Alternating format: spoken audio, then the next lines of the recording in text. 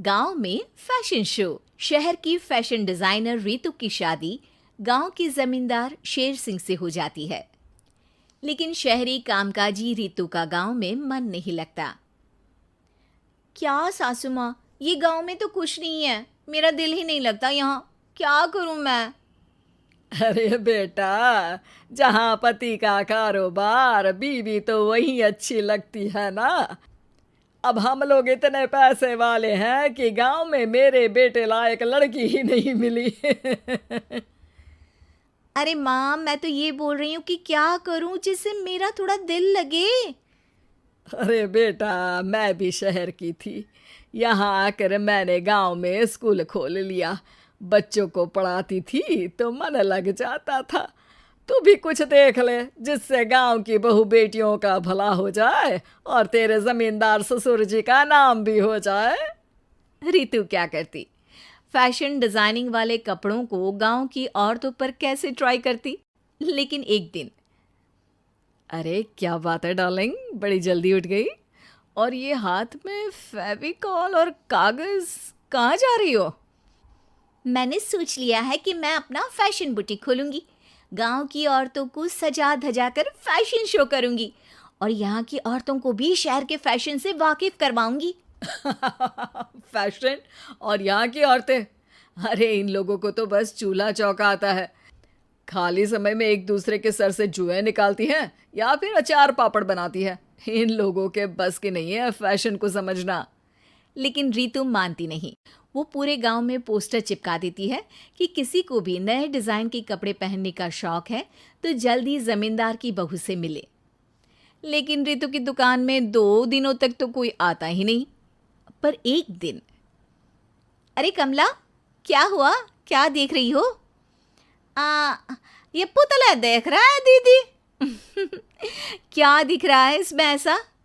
अब देखो तो दीदी, ये पुतला मेरे जैसा ही है ना, पतला दुबला लंबा, बस मैं काली और ये गोरा। तू ये बता, इस पुतले के कपड़े तुझे कैसे लग रहे हैं? अरे कपड़े तो बहुत ही सुंदर है दीदी, लेकिन तू ना बस कल इसी समय आ जाना और अपने जैसी 2-3 और को भी ले आना। अगले दिन कमला 2 लड़कियों को लेकर आ जाती है।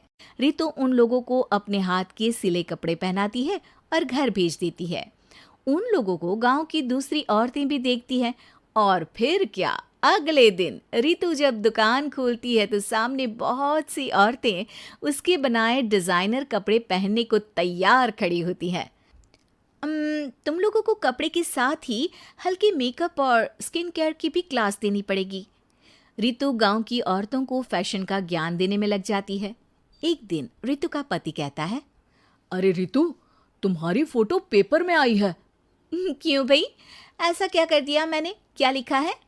अरे लिखा है गांव में होगा अब फैशन वीक। अरे हाँ, कल ना कोई फ़ोन आया था मीडिया वालों का, तो मैंने भी बोल दिया कि फैशन शो तो अब गांव में होगा।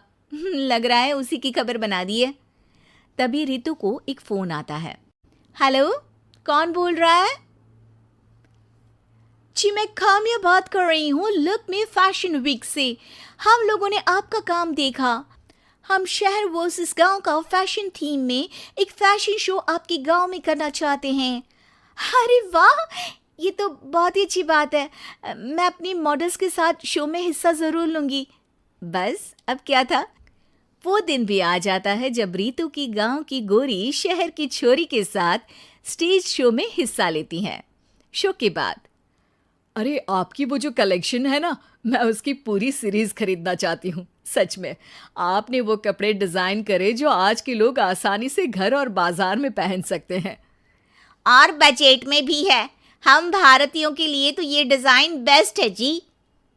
वैसे आपने क्या सोचकर ये कपड़े बनाए और आप इसे कितना आगे और लेकर जाना चाहती हैं? औरतें और फैशन एक दूसरे के पर्यायवाची है, तो ये किसने कहा कि गांव की औरतों को डिज़ाइनर कपड़े पहनने का हक नहीं? मेरा मानना है कि शौक सभी औरतों में होता है।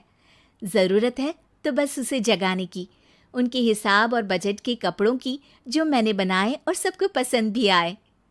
अब रितु का गांव हर जगह प्रसिद्ध है, ना सिर्फ रितु के लिए बल्कि वहाँ की औरतों की फैशन के लिए भी।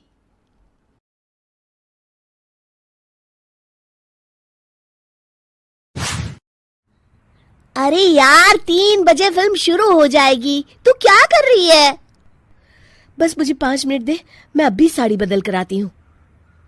अरे बहू, तू अचानक कहाँ जा रही है? तेरी सास तुझे आवाज दे रही है।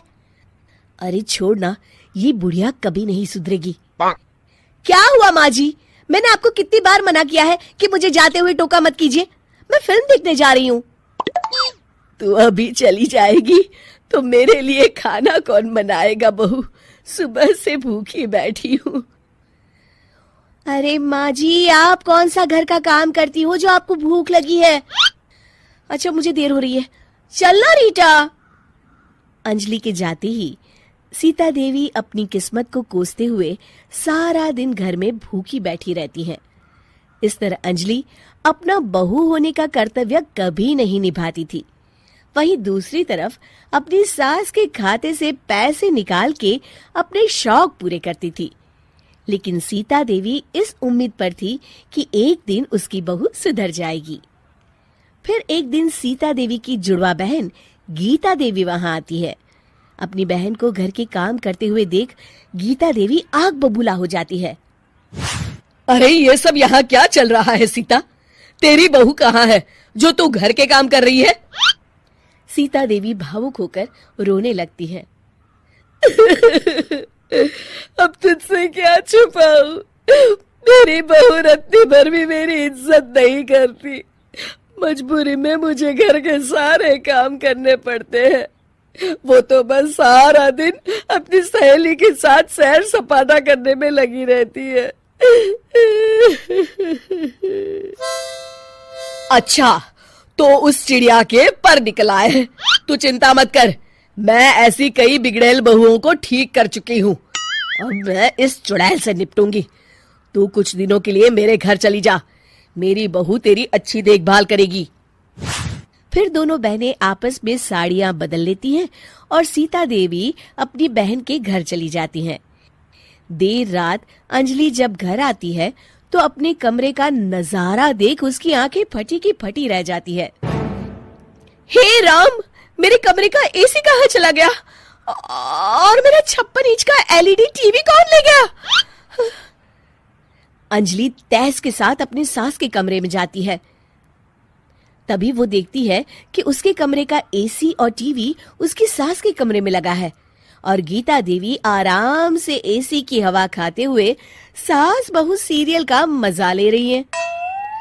अच्छा, तो ये सब इस बुढ़िया की कारस्तानी है। अभी इसे बताती हूँ।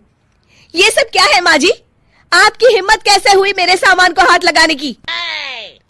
क्यों बहू, ये सारा सामान तूने तेरे पिताजी के पैसों से खरीदा है क्या? हैं? लगता है तू भूल गई कि ये सारा सामान मेरे पैसों से आया है, इसलिए मैं अपनी सारी चीजें अपने कमरे में उठा लाई। तुझे कोई एतराज है? चल जा यहाँ से, सीरियल का मजा किरकिरा मत कर। गीता की बातों का कोई जवाब नहीं बनता देख अंजलि अपने दांत पीस कर रह जाती है। अगले दिन रीटा और अंजलि शॉपिंग पे जाने की तैयारी करती हैं।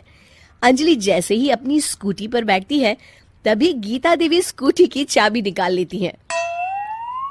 अरे, ये स्कूटी कहाँ लिए जा रही है? ये भी मेरी कमाई की है। माँ जी, ये तो आप हद कर रही हैं। मैं बाहर पैदल जाऊंगी क्या? हाँ, पैदल जा। वैसे भी तुझे घूमने का शौक है, मुझे नहीं। देखिए माँ जी, इस तरह मेरी सहेली के सामने मेरी बेइज्जती करके आप ठीक नहीं कर रही हैं। आप मुझे अच्छी तरह जानती हैं, बाद में आपको पछताना पड़ेगा। अच्छा, तो तू नहीं सुधरने वाली, मेरे ही घर में मुझे ही धमकी दे रही है। तेरी याददाश्त के लिए बता दूं कि ये मकान मेरे नाम पर है। अब तू देख, मैं आज ही अपने बिल्लू वकील को बुलाकर ये सारी जायदाद अनाथालय को दान कर देती हूँ, फिर तुझे एक ढेला भी नहीं मिलेगा। गीता की बातें सुनकर अंजलि के पैरों तले जमीन खिसक जाती है। अरे अगर तेरी सास ने तुझे अपनी जायदाद से बेदखल कर दिया तब तो तू सड़क पर आ जाएगी। मैं तो कहती हूँ चुपचाप अपनी सास से माफी मांग ले अंजलि। हाँ, तू बिल्कुल सही कहती है, मेरी सास का कोई भरोसा नहीं है। अरे नहीं नहीं माँ जी, ऐसा गजब मत करिए। आज के बाद मैं आपको कोई तकलीफ नहीं दूंगी और घर के सारे काम ना मैं ही कर लूंगी। मैं आपको एक अच्छी बहू बनकर दिखाऊंगी। कुछ दिनों के बाद, ये लीजिए माँ जी, आराम से गाजर का हलवा खाइए। खुशबू तो बहुत अच्छी है। हाँ माँ जी, वैसे मैंने सब काम कर लिया है, तो मैं आपके पैर दबा दूं? आप आराम से हलवा खाइए। इस तरह गीता देवी अंजलि को सही रास्ते पर ले आती हैं और सीता देवी वापस अपने घर में आकर रहने लगती हैं।